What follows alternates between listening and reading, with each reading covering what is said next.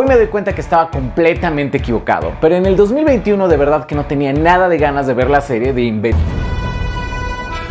Tenías que hacer ese chiste, ¿verdad? Perdón, no me aguanté. Y seamos honestos, todos estaban esperando a que hiciera ese chiste, ¿sí o no? El punto es que no conocía muy bien de qué trataba el cómic y para ser honestos mi atención estaba muy centrada en Marvel y DC. WandaVision acaba de salir, estaba viendo Winter Soldier, haciendo mi 25º videoensayo sobre por qué Batman v Superman sí es una buena película.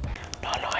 ¿Cómo dices? Dije que hay que salvar a Marta, sí. ¡Ah, bueno! Que iba a andar viendo yo otra serie de superhéroes en Amazon. Después recordó que era su trabajo. Y bastó un episodio para que me diera cuenta de lo equivocado que estaba. A simple vista, Invencible es una historia más de superhéroes, una que además no tiene la animación más atractiva, pero en su núcleo hay algo distinto, algo que la hace sentir más humana y brutal, como si la historia supiera exactamente en dónde está ese punto medio entre la realidad y la fantasía, entre las clásicas historias de superhéroes y las de construcciones, cuál es el secreto de la serie y cómo fue que este cómic de nicho pasó a ser todo un fenómeno de la cultura pop a pesar de que algunas escenas parecen PNGs. De eso vamos a hablar el día de hoy. Mi nombre es... Y el día de hoy nos vamos a tomar Invencible muy, pero muy en serio.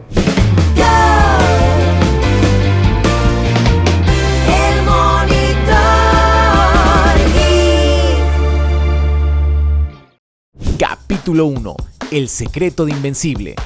Tenía rato que no hacías eso. ¿Qué sigue? ¿El primo Andrés regresa en el siguiente video? No le di la dirección de nuestra nueva casa. Un pequeño detalle antes de comenzar. Para este video voy a estar hablando de los cómics y la serie de Invencible, pero no voy a dar spoilers de lo que ocurre más allá de lo que hemos visto en la tercera temporada. Así que si solo sigues la serie, no te preocupes. Son experiencias diferentes, hay partes que me gustan más del cómic, hay otras que me gustan más de la serie, pero ya lo iremos comentando. De entrada puedo decirte que la serie es una gran adaptación, y esto, en gran parte, se debe a que conserve el tono original del cómic. Y para mí este es uno de los grandes secretos detrás del éxito de Invencible. En el tomo 1 de Invencible, el escritor Kurt Busiek, famoso por obras como Marvels y Astro City, describe la historia de la siguiente manera.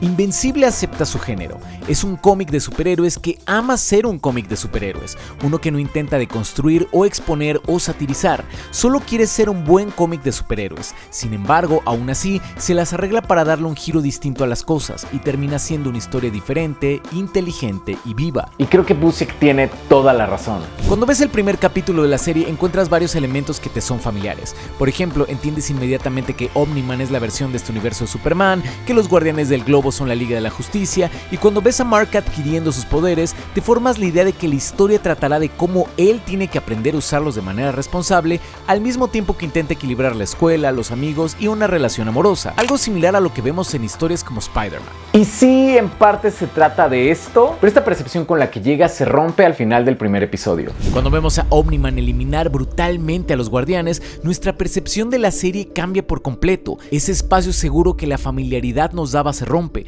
las expectativas cambian y nos damos cuenta de que Invencible no solo será una historia de un chico aprendiendo a ser un héroe, sino la historia de alguien que tiene que replantearse por completo quién es él. Sí, el final del primer episodio fue el que me atrapó. Ey, regresa al sillón, el video todavía no termina. Lo siento, me estaba tomando un chocolatito caliente y por eso me sustituí con un PNG. Oye, si Invencible puede, yo también puedo. Pero bueno, ¿sabes qué es lo más genial de Invencible? Mark Grayson funciona como una proyección del espectador. Él es un ñoño que lee cómics y ama a los superhéroes, hablándole a otros ñoños que leemos cómics y amamos a los superhéroes. Y por eso es tan fácil identificarnos con él en un principio. Porque tal y como Mark, crecimos pensando que en las historias de superhéroes, los buenos siempre saben que es lo correcto y siempre ganan. Pero aquí esta visión poco a poco se va desmoronando. Mark se da cuenta de que tener poderes no significa que puedes salvar a todo el mundo, que grandes tragedias surgen de las mejores intenciones y que el mundo es un lugar mucho más complejo de lo que él creía. Lo interesante es que nosotros vamos descubriendo todo esto al mismo tiempo que Mark. Y por eso Invencible se siente como una historia tan inmersiva, porque verdaderamente parece que estamos descubriendo este mundo fantástico pero también violento y batallamos internamente para descubrir qué es lo correcto en cada situación. Es una serie que inconscientemente te obliga a preguntarte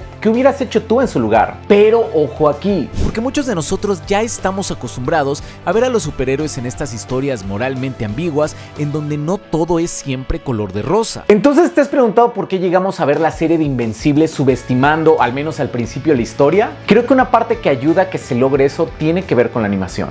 ¿La de Invencible? Sí. los PNGs. Así es. Si comparas paneles de cómics de Invencible con escenas de la serie, entiendes perfectamente por qué la animación ha sido tan criticada. Y usualmente se critican dos cosas. La primera es que algunas escenas parecen formadas por PNG separados que simplemente se juntan al final, y la segunda es que el estilo de animación tipo caricatura de sábados por la mañana no es el más atractivo. Lo de los PNGs sí es horrible, pero yo sí voy a defender el estilo de animación. Usualmente vinculamos este estilo de animación con caricaturas infantiles tipo Thundercats o Tortugas Ninja, Lo cual nos hace entrar a la serie con la guardia baja. porque el estilo te hace pensar en que todos los problemas se resolverán en 22 minutos y nadie perderá la vida de manera trágica. Pero justo por eso Invencible funciona. Porque combina un lenguaje visualmente nostálgico con historias modernas de superhéroes y violencia muy gráfica, lo cual hace que estas situaciones se sientan mucho más crudas y viscerales. Porque al principio no lo ves venir. Cabe aclarar que en los cómics no sucede esto, pero tiene otras cosas a su favor. De entrada se trata de una historia sumamente amena y sencilla de leer. Te lo juro que es de los cómics más sencillos de leer y se te van rapidísimo. No solo porque los diálogos y arcos narrativos tienen una frescura muy interesante,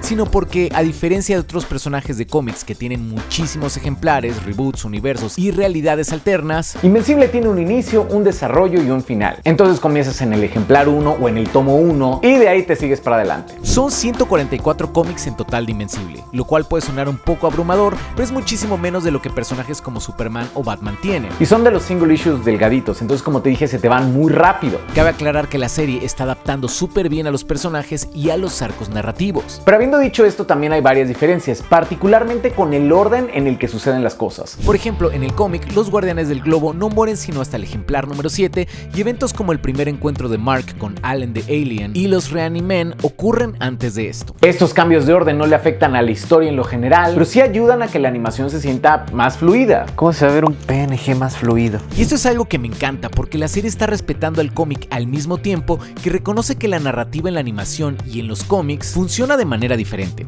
ya que mientras en un cómic podemos detenernos a observar cada viñeta y a darle el tiempo que queramos, en la versión animada el ritmo y las situaciones deben ser más constantes. Pero al mismo tiempo la serie de Invencible no tiene miedo de realizar algunos cambios que le benefician a la historia. Porque es una serie que... ¿Ah, caray, qué es eso? Si quiere al canal ayudar, nuestro link de afiliados puedes usar. Si estás planeando hacer una compra en Mercado Libre, nos apoyarías muchísimo si lo haces usando el link de afiliados que te dejo en la descripción del video. Encuentras cómics, juegos de mesa, figuras, coleccionables, electrónicos y muchas cosas más. Aquí te dejamos una selección de artículos que yo creo que te pueden interesar, o también puedes buscar los artículos que te interesen a ti en la página. Mercado Libre detecta que tú entraste a través de nuestro link y nos dan una comisión si haces cualquier compra. Entonces, si tú ya tenías pensado en comprar algo o te gusta alguna de las recomendaciones que te tenemos, que por cierto seleccionamos muchos cómics que te interesan, pues es una manera sencilla de ayudarnos a que el canal siga vivo. Eso significa que... Quiere al canal ayudar, nuestro link de afiliados puedes usar. Continuemos pues. La serie Invencible introdujo varios cambios. Por ejemplo, en los cómics, William, el mejor amigo de Mark, es originalmente heterosexual e incluso en un punto del cómic sale con Atom Eve. Posteriormente esto cambia y sale con Rick Sheridan tal y como en la serie. Entonces supongo que dijeron vamos al grano, gay desde el principio y no heterosexual confundido. Otro cambio muy grande es que en los cómics Amber no es afroamericana, no tiene tanto peso en la historia y tiene una personalidad mucho más plana y vainilla de lo que vemos en la serie. Interesante elección de palabras dado el color de piel de Amber, ¿eh? Es más como el típico personaje femenino que simplemente está ahí y ya, manteniéndole el asiento caliente a Atom Eve. Otra interesante elección de palabras. Con Debbie, la madre de Mark, también sucede algo similar, ya que a pesar de que en el cómic sí es un buen personaje, en la serie desarrollaron mucho mejor su duelo y su conflicto con el hecho de haber vivido una mentira durante años. Yo pienso que tanto Amber como Debbie tienen un mayor desarrollo en la animación. Por otro lado, personajes como Omni-Man son grandes en ambos lados. Otra interesante elección de palabras. Piensa, papá, piensa. Por ejemplo, ambos tienen este diálogo en donde Nolan dice que Debbie es más como una mascota para él, pero en la voz de J.K. Simmons hace que esta escena se sienta mucho más imponente. Lo que sí es que en el cómic me gusta que su personaje profundiza un poco más en cómo fue que conceptos como tener un trabajo o incluso tener relaciones sexuales por puro placer fueron gustos que fue adquiriendo durante su vida en la Tierra. Por otro lado, esta escena de la animación en donde vemos un flashback de Nolan y Mark viviendo un hermoso día padre e hijo en un partido de béisbol es algo que en el cómic Mark no se ve. En sí, la animación cambia lo que tiene que cambiar, conserva lo que tiene que conservar, y eso es lo que hace que esto sea una gran adaptación. Y para mí el mejor ejemplo de esto es este panel en donde Mark habla con un dibujante sobre cómo los cómics utilizan varios trucos para ahorrar tiempo y dinero, algo que fue adaptado en la serie de tal manera que el creador de Science Dog le explica a Mark cómo es que los animadores utilizan distintos trucos para hacer a la animación más sencilla y económica. Si te fijas, conservaron el chiste, pero lo adaptaron completamente a otro formato, y esto me habla de que la producción es bastante creativa. Porque lo que más me gusta de Invencible es que utiliza muy bien a los superhéroes y todos estos clichés que ya conocemos para hablarnos de sus propios dilemas éticos y morales. Capítulo 2. La filosofía de Invencible. Ya mencionamos que, tal y como otras historias de superhéroes como el origen clásico de Spider-Man, la historia de Invencible nos muestra cómo es que Mark aprende a usar sus poderes con responsabilidad al mismo tiempo que intenta mantener relaciones de amistad y pareja. En otras palabras, está aprendiendo a ser un superhéroe. Alguien que utiliza sus superpoderes para hacer lo correcto. Pero aquí la gran pregunta es, ¿qué significa hacer lo correcto? Usualmente pensamos que lo correcto es fácil de identificar. Ayudar a los que lo necesitan, no lastimar a los demás, ser honestos, no cambiar los términos y condiciones para después poderle cobrar más a tus usuarios. Estamos hablando a ti, Total Play. O sea, ya claro que siempre no, pero tenían la intención y eso es lo que cuenta, ¿eh? Pero bueno, el punto es que en nuestro caso estas pequeñas reglas nos sirven de mucho. Pero en el caso de los superhéroes como Mark, la cosa se complica. De entrada, desde la primera invasión de los Flaxlands, Mark se da cuenta de que, sin importar qué tan buenas intenciones tenga, no es capaz de poner a salvo a todos. Pero esto no lo hace una mala persona. Por ejemplo, el filósofo Immanuel Kant menciona que la moralidad no solo depende del resultado de tus acciones, sino de la intención detrás de ellas. En este caso, Mark tenía la intención de ayudar, pero pues no puede. O sea que he can't. Este tipo de narrativa usualmente no la vemos en otros cómics en donde estas invasiones parecen no tener consecuencias. Lo mismo ocurre con Atom Eve construyendo un parque que eventualmente se cae. En otras palabras, en Invencible se aseguran que tú como espectador te des cuenta de que la muerte y las consecuencias de tus acciones son completamente reales aquí, y que las cosas no salen automáticamente bien solo porque eres el héroe de la historia.